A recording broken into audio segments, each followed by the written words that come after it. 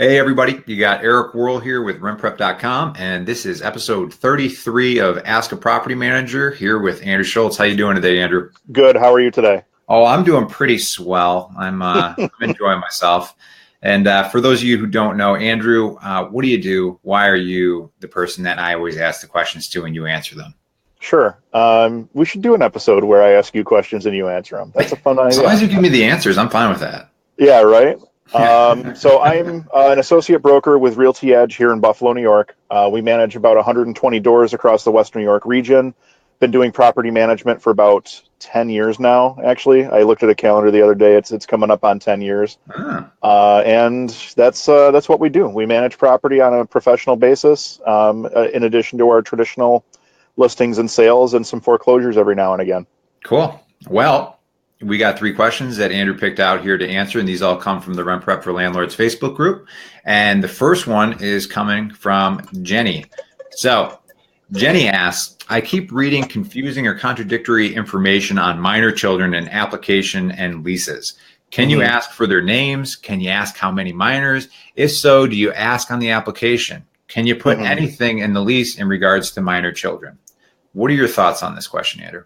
All right. So I guess we'll preface this by saying I'm not an attorney and I'm not an expert on fair housing. Yeah. Talk to your attorney because I'm going to give you what I do.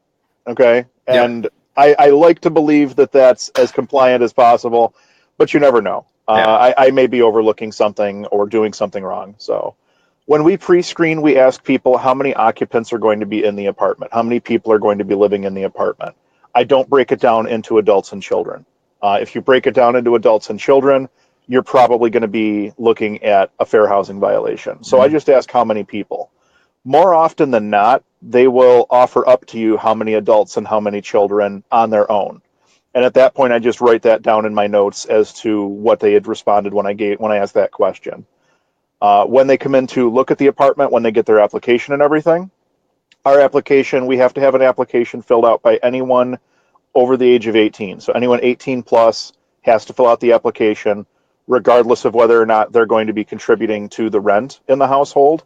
Okay. So if you have like a college age kid who is, like the mom and dad are renting an apartment, the college age kid's only going to be there on breaks. I still run a credit and background check on the college student. More interested in the background than the credit, to be honest with you. Yep. Just to make sure we're not getting ourselves into a sticky situation. Sure. And then anybody who's a minor, we have on our application a spot for listing all of the people living in the apartment, both above 18 and below 18. So what we'll do is anybody who's contributing to the rent will be listed on the front page of the lease as a tenant.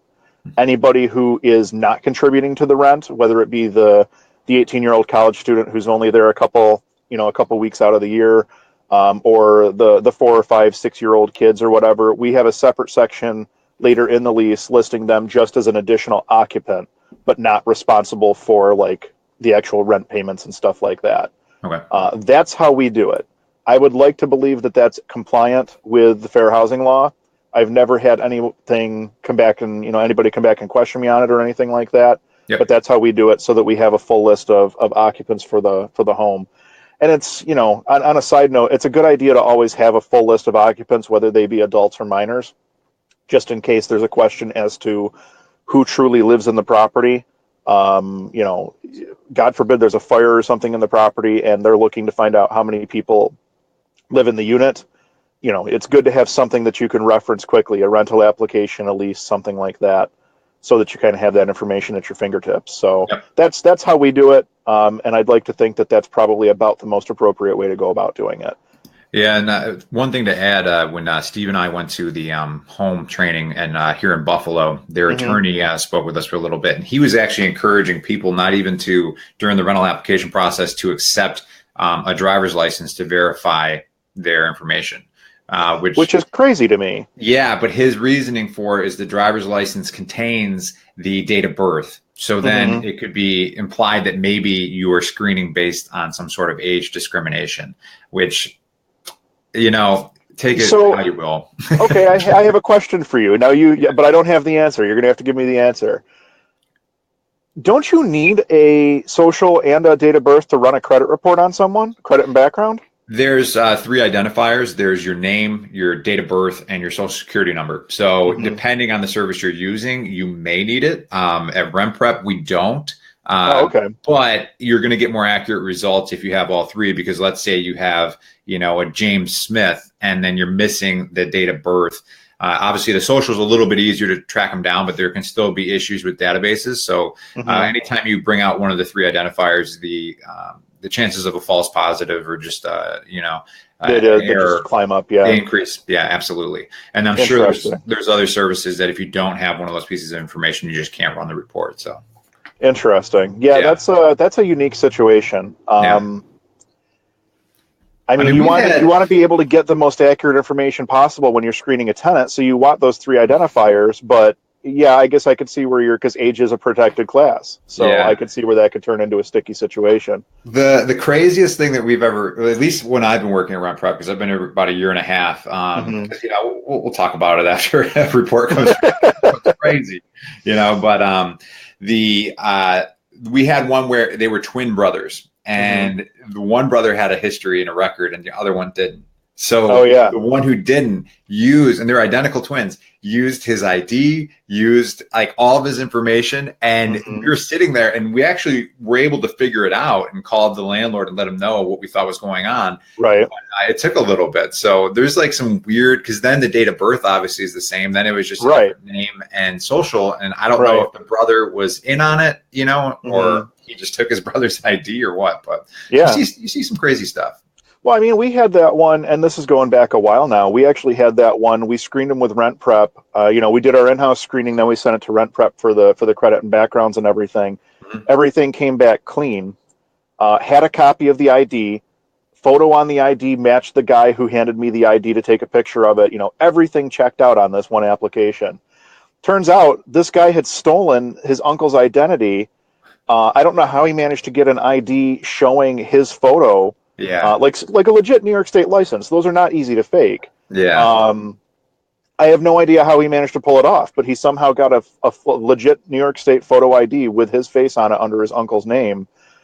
Everything screened through, and then it turns out we ended up having issues with him a few months down the road, and that's when everything came out. But when that happened, I went right back through our entire file. I took a look at every single piece of information collected in that file, and he still would have made it through a second time. He did that good of a job of stealing somebody else's identity. Well, so you can check and recheck, but you're never going to be 100% every single time. There's con men that make millions of dollars a year, so they can. Sure. I'm sure they can trick a property manager landlord with conning them too. But yeah, absolutely. Luckily, not many of them, right? So. Okay, let's move to the next question here. This comes from Timon, and she asks, I have a potential renter who owns his own business. His credit score is high, 824. He preferred not to provide any stub or tax return or any pay stub or tax return, but offers to provide me bank statements. He said his current landlord and other places he's checking out are okay with bank statements. Do you have any suggestions on this? All right, so ran the credit and background already. Credit came back strong. Says he owns his own business. Doesn't have pay stubs? Would not provide pay stubs. Does not want to provide pay stubs or tax returns, but offers to provide bank account. A bank account, I love it when people say, I can show you a bank account that's got plenty of money in it. Yeah. That's great. You can turn around and write a check out of that bank account the day after you show me the bank statement, and now you're broke again, Bank statements don't really do a whole lot for me. They don't do a lot to satisfy my needs. I would say it's got to be something verifiable, whether it's pay stubs or a tax return or something along those lines. Business owner, right? Yeah. Yep. Okay, so chances are he could be set up in one of a couple ways. He could be getting pay stubs through the company, and then he could be taking a draw on top of that. So he'd have, say, a base salary and then a draw above and beyond that for whatever the amount is. Both of those should be provable things in any business that has standardized accounting practices and is run the way it's supposed to be and stuff like that. Yep. He may just be getting an owner draw on a monthly or quarterly basis based on revenues. Again, should still be provable. You should be able to see a report from the company indicating what he's been paid, when he's been paid it. If you want to take that and correlate it to a set of bank statements and verify, oh yeah, he actually received this money, sure, that goes a long way, I would say. But as far as not being willing to provide pay stubs, not being willing to provide a tax return, I would probably consider passing on them at that point. Okay. Yeah, I think that's good information.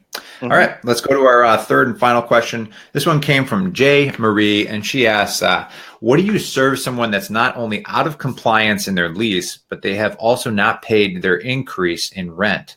So this tenant was given a 60-day option in writing sent to her certified mail and the notice of the increase in rent, or they had the option to vacate the apartment and find another place to live without an eviction. So what would you do in this situation? So I guess the one piece of the puzzle that's missing here is, did they actually sign that 60-day option? If they didn't sign the 60-day option, essentially, and this might vary depending on your state, essentially what you probably have is a month-to-month tenancy, and just terminate the tenancy in whatever fashion a month-to-month tenancy requires in your state. In New York, it's a 30-day notice. If I issue it on March 15th, it goes into effect on April 1st, and they have to be out by the last day of April. Yeah. That's just how it's set up here in New York. It sounds like they're also non-compliant on rent. They didn't pay the full rent amount for the month that they're in. So you could also issue your pay or quit notice. And again, in New York, that's a 3-day pay or quit. Some states it's a 5-day or whatever. They're non-compliant in 2 different fashions at this point, by the sounds of things. Actually, maybe more than 2 different fashions. So I would say, yeah, if you want them out, go ahead, issue both notices down simultaneously. Pay us our rent or leave.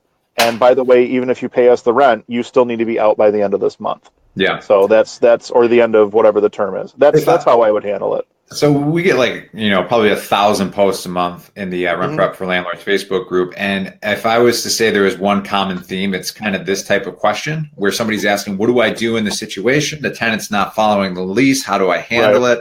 I feel like whenever these questions come up, you've got the same response where it's just, you got to serve them a notice, and then you got to evict them if they don't want to, correct the behavior, whatever it is, whether it's, not paying the full rent amount, smoking inside of the rental, anything that's breaking the lease and taking them out of compliance with the lease. But I mean, if I was to guess, it's just people get a little bit nervous or scared to go through the eviction process because maybe they've never been through it and it's, daunting, or it's just easier, like a lot of problems, to just be like, well, maybe it'll go away if I keep pushing it out. Yeah, the problem is they never go away. They just continue to get worse because once they push on one item, they're going to continue to push on more items down the line. Your best bet is to, as soon as you find that it's an issue, deal with it immediately. Letting an issue sit and fester is going to do nobody any good. Number one, it's going to be in the back of your mind all the time, so it's going to be sitting there and causing you stress. Number two, you're not doing yourself any favor. If the home or the property is yours, you're not doing yourself any favors by letting somebody else control your asset. If you're managing the property for somebody else, you're not doing your client any favors by letting somebody else control the asset. So at the end of the day, it's just about maintaining that landlord-tenant relationship and letting the tenant know that you mean business. And the way that you let them know that you mean business is by following the rules and issuing the appropriate notices as necessary, and then acting on them. There's no point in issuing a notice and then never doing anything about it. If you're gonna file a 3-day pay or quit notice and the tenant doesn't pay, you need to go through with the eviction at that point, or it's just an empty threat. Well, yeah, so I hate to make this analogy, but you see this with like parenting sometimes, where like parents who issue empty threats, their kids, 2, exactly. Like, I'm going to still scream in the middle of this grocery store, and then you can tell some other parents who are like, they raise an eyebrow, and that kid's like, "Oh, I know, I need to stop right now." Right now, so who kind of backs it up a little bit. So we had this board when I was growing up called the Attitude Adjuster, and we're going off track. We had this board called the Attitude Adjuster. It was a big plank with a handle on it, and it was hung on the side of the kitchen cabinets, and it only had to come down maybe twice the entire time I was growing up. And you just knew, like, if somebody's going for the Attitude Adjuster, you done screwed up. So that's we only had to deal with that a couple of times growing up. But you know what? All they had to say was, you just point at it, look at it, straighten right out. Yeah, a little bit of a tangent, but let's. Sadly, you can't use an attitude adjuster on a tenant, but Yeah, yeah, that would be frowned upon. I'm pretty sure that would be a violation of many laws. Well, it is what Yeah, it is. yeah. So before we take off here, just wanted to say Mhm. hello to Mia Rogers, who wrote hello in the comments. Thanks for watching. And we look forward to doing this again next week. And if you have any questions, you can always ask them in the Rent Prep for Landlords Facebook group. And we appreciate everybody watching and following along on these videos. Absolutely. All right. Take care, Andrew. Have a good one.